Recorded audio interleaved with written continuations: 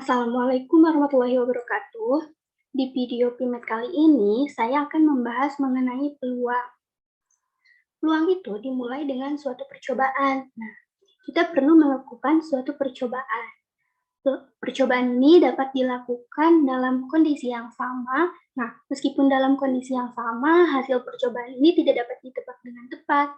Tapi kita bisa mengetahui semua kemungkinan hasilnya. Ini percobaan aja. Lalu ruang contoh. Nah, ruang contoh ini merupakan himpunan semua hasil suatu percobaan acak. Ruang contoh ini dinotasikan dengan lambang omega.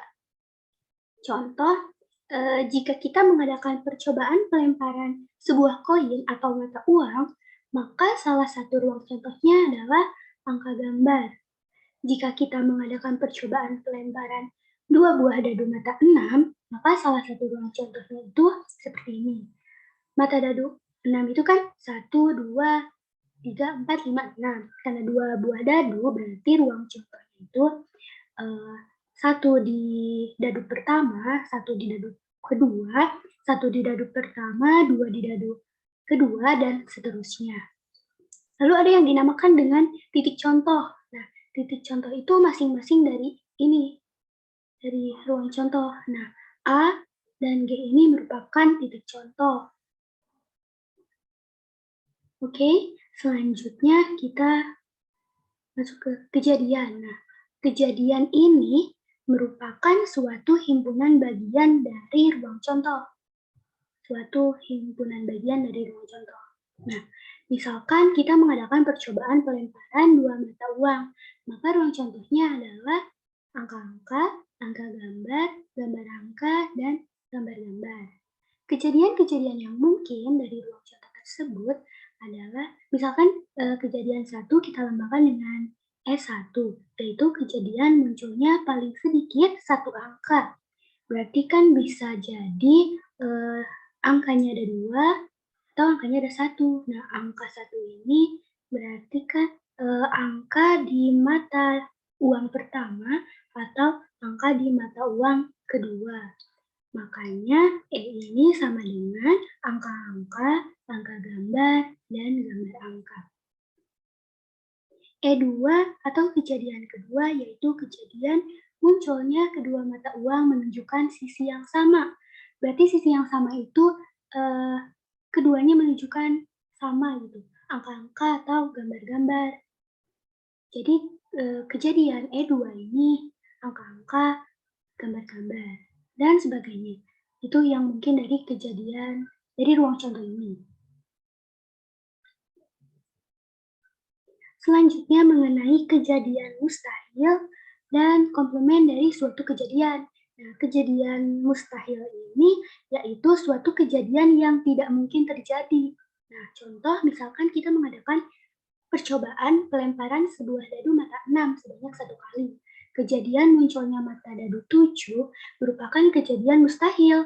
Nah, karena pelemparan sebuah dadu mata 6 itu ruang contohnya 1, 2, 3, 4, 5, dan 6. Jadi kejadian munculnya mata dadu 7 itu merupakan kejadian mustahil. Lalu mengenai komplement dari suatu kejadian, ini misalkan ada kejadian E. Nah, komplement dari kejadian E itu ditulis seperti ini. Nah, ini tuh merupakan suatu kejadian yang unsurnya itu adalah semua anggota ruang contoh,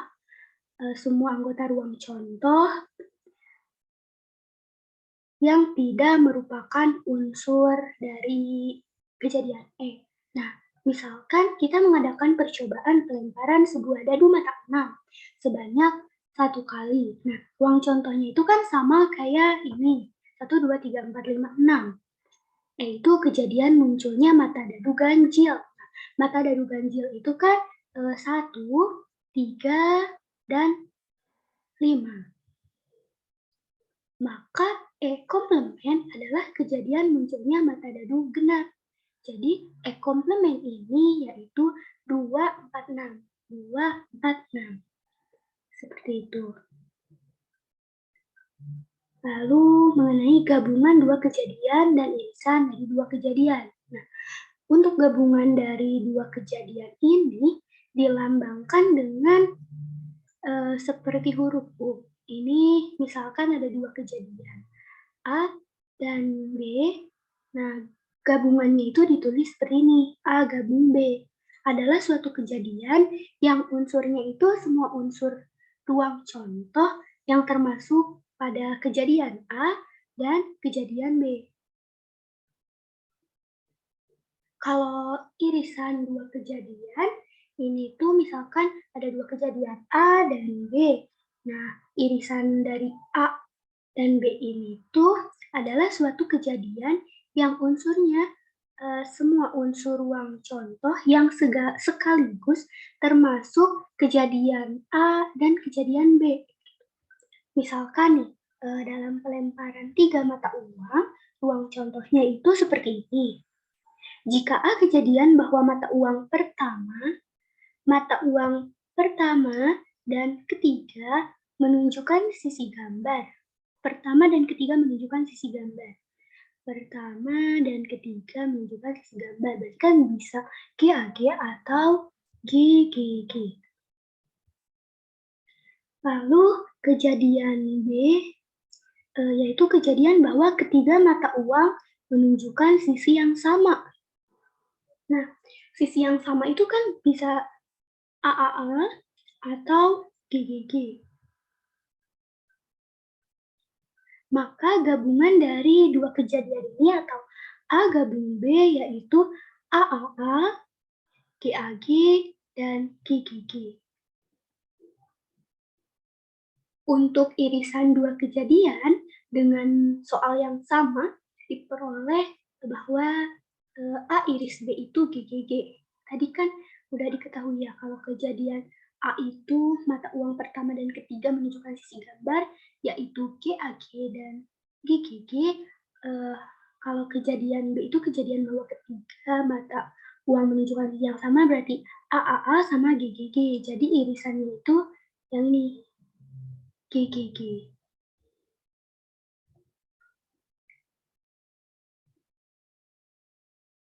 Nah, selanjutnya kita masuk ke peluang. Jadi, peluang ini tuh misalkan peluang dari kejadian A. Nah, ini tuh sama dengan NA per N, di mana NA itu tuh merupakan suatu kejadian yang diinginkan, peluang suatu kejadian yang diinginkan, dan N ini itu semestanya atau semua kemungkinan yang dapat terjadi. Nah, peluang ini tuh harus memenuhi syarat-syarat aksioma. Untuk aksioma yang pertama, jadi untuk setiap kejadian A, ini tuh berlaku bahwa peluang A ini lebih besar sama dengan 0. Nah, untuk aksioma yang kedua, peluang dari ruang contoh ini tuh sama dengan 1. Aksioma yang ketiga, misalkan ada dua kejadian yang saling lepas, berarti kan irisannya itu merupakan himpunan kosong. Nah, maka dari peluang gabungannya itu merupakan peluang A ditambah sama peluang B. Karena tadi A iris B itu himpunan kosong, berarti kan peluang dari A iris B itu sama dengan 0. Misalkan A dan B itu merupakan subset dari ruang contoh, maka peluang A komplement itu sama aja kayak 1 minus peluang dari A, kejadian A. Jika A merupakan subset dari B, maka pasti kalau peluang A ini tuh lebih kecil sama dengan dari peluang B. Contoh, dalam permainan dadu disepakati aturan bahwa kita menang jika keluar angka 6, angka 2 atau angka 6. Nah, serta kalah jika keluar angka lainnya. Dadu itu kan 1, 2, 3, 4, 5, dan 6. kalau kita menang itu kan keluar angka 2. Mohon maaf ya, ini jelek tulisannya. Tadi katanya kalau kita menang itu kalau keluar angka 2 atau 6. Angka 2 atau 6. Terus yang ditanya itu berapa peluang kita kalah, berarti kan, selain dari 2 sama 6. Nah, ini ada sebanyak 1, 2, 3, 4. Ada sebanyak 4 kejadian yang diinginkan. Semestanya. Semestanya itu kalau sebuah dadu itu berarti kan ada 6. Jadi peluang kita kalah, nah atau kita misalin ini peluang kita kalah itu sama dengan 4/6. Oke, selanjutnya peluang dari 2 kejadian saling lepas dan 2 kejadian bebas. 2 kejadian lepas itu tadi kan, katanya kalau irisannya itu merupakan himpunan kosong. Makanya peluang dari 2 kejadian lepas ini itu merupakan himpunan kosong. Nah, 2 kejadian lepas ini yaitu 2 kejadian yang tidak mungkin terjadi secara bersamaan. Nah, kalau 2 kejadian bebas, ini tuh yaitu 2 kejadian yang tidak saling mempengaruhi. Kejadian A tidak mempengaruhi kejadian B, kejadian B pun sebaliknya gitu. Makanya didefinisikan kalau peluang A iris B itu sama dengan peluang A dikali peluang B. Contoh untuk kejadian saling lepas, jika terdapat 12 kartu bernomor 1 sampai 12, dan jika diambil satu kartu secara acak, maka peluang mendapatkan kartu bernomor bilangan ganjil atau berarti kan gabungannya, atau kelipatan 6 atau kelipatan 6. Nah, kita definisiin dulu ruang contohnya. Ruang contohnya itu tadi 12 kartu bernomor 1 sampai 12. Berarti kan 1, 2, 3, sampai dengan 12. Tadi karena atau berarti kan misalkan nih, peluang mendapatkan kartu bernomor ganjil ini, kita lambangkan dengan A, dan kelipatan 6 ini kita lambangkan dengan B. Karena atau berarti kita mencari gabungan dari 2 kejadian ini. Maka peluang A gabung B ini tadi udah ada. Kalau peluang A gabung B ini sama dengan peluang A ditambah peluang B dikurangi sama peluang dari irisan dari kedua kejadian tersebut. Nah, karena ini yang bernomor bilangan ganjil sama kelipatan 6 itu saling lepas, makanya peluangnya itu 0. Nah, kita lihat ya. Bernomor ganjil, berarti kan 1, 3, 5, 7, 9, dan 11. Nah, ini ada sebanyak 6 dari 12. Sebanyak 6 dari 12. Lalu yang peluang B, kelipatan 6. Nah, kelipatan 6 itu kan 6 sama 12. Nah, ini sebanyak 2/12. Nah, irisan dari 2 kejadian ini kan tidak ada ya, atau merupakan himpunan kosong. Nah, berarti irisan itu 0. Jadi, peluang dari gabungan 2 kejadian ini atau peluang A gabung B itu sama dengan 6/12 ditambah 2/12 atau sama dengan 8/12. Oke, untuk contoh 2 kejadian bebas. Nah, misalkan sebuah dadu mata 6 nih dilemparkan, peluang banyaknya mata yang muncul ganjil dan peluang banyaknya mata dadu yang muncul lebih dari 4. Nah, kita definisiin dulu ruang contohnya. Karena sebuah dadu mata 6, berarti kan ruang contohnya 1, 2, 3, 4, 5, dan 6. Nah, tadi diminta peluang banyaknya mata dadu yang muncul ganjil dan berarti kan irisan. Peluang banyaknya mata dadu yang muncul lebih dari 4. Misalkan nih, kita misalin bahwa yang muncul ganjil itu A. Dan yang muncul lebih dari 4 itu B. Berarti peluang yang diminta ini peluang A iris B sama dengan 1/6. Karena tadi yang muncul ganjil dan yang lebih dari 4 itu yang muncul ganjil kan 1, 3, 5. Nah, lalu yang muncul lebih dari 4 itu kan 5 sama 6. Berarti irisannya itu 5. Nah, ini berarti kan ada sebanyak 1/6.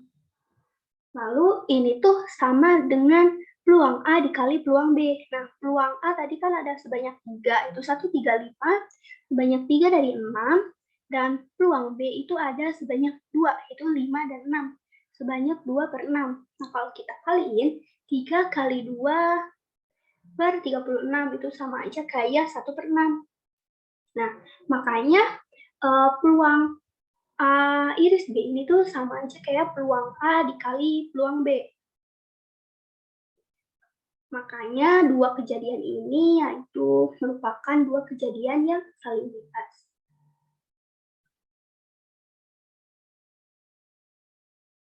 Oke, selanjutnya mengenai peluang bersyarat.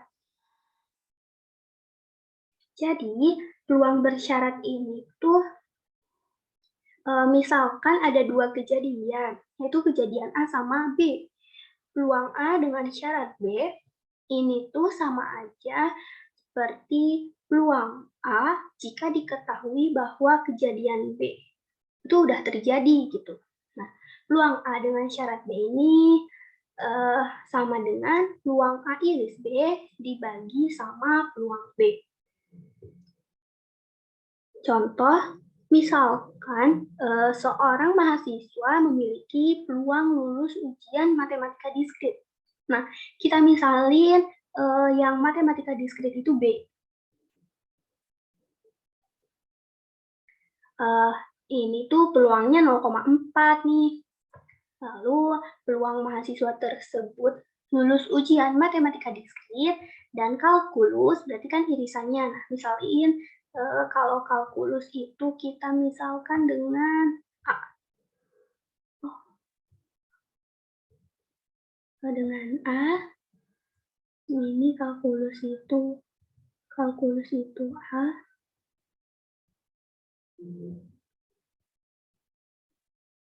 Nah, ini peluangnya 0,15. Terus diminta katanya tentukan peluang ia lulus ujian kalkulus setelah ia lulus mata kuliah matematika. Nah, setelah ia lulus mata kuliah matematika diskrit, maka peluang ia lulus ujian kalkulus itu berapa? Berarti kan ini sama aja kayak peluang A dengan syarat B. Nah, karena diinformasiin atau ini tuh sebagai informasi kalau dia tuh udah lulus gitu. Jadi setelah lulus matematika diskrit itu berapa sih peluang lulus peluang ia lulus ujian kalkulus. Berarti kan peluang A dengan syarat B. Nah, kita lihat ke definisi kalau peluang bersyarat ini, peluang bersyarat A bersyarat B ini sama dengan peluang A diiris B dibagi sama peluang B. Nah, kita masukin ke sini peluang A iris B dibagi sama peluang B.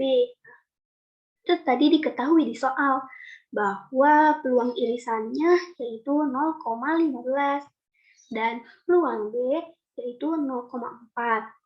Jadi peluang A dengan syarat B itu sama dengan 0,375.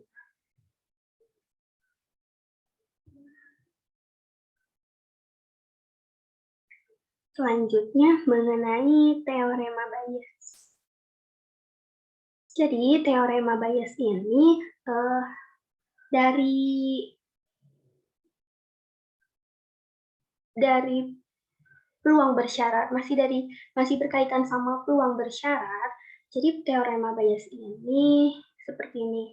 Misalkan peluang BK dengan syarat A sama dengan peluang A dengan syarat BK dikali sama peluang BK dibagi sama penjumlahan dari peluang A dengan syarat BI dikali sama peluang BI. dari I sama dengan 1 sampai dengan N. Jadi teorema Bayes ini kayak percabangan dari peluang bersyarat. Nah, misalkan nih contoh, dua perusahaan A1 dan A2 membuat produk yang sama. A1 ini membuat 1000 produk per minggu. Nah, dengan 100 diantaranya rusak. Nah, A2 membuat 2000 produk per minggu dengan 150 diantaranya rusak. Jika kita memilih produk secara acak, berapa kemungkinan produk itu rusak? Jika rusak, berapa kemungkinan produk tersebut dibuat oleh AI? A1. A1 nih. Jadi, peluang yang ditanyakan ini tuh peluang A1 dengan syarat rusak. Dengan syarat rusak. Berarti dengan syarat R. Misalkan rusak itu R.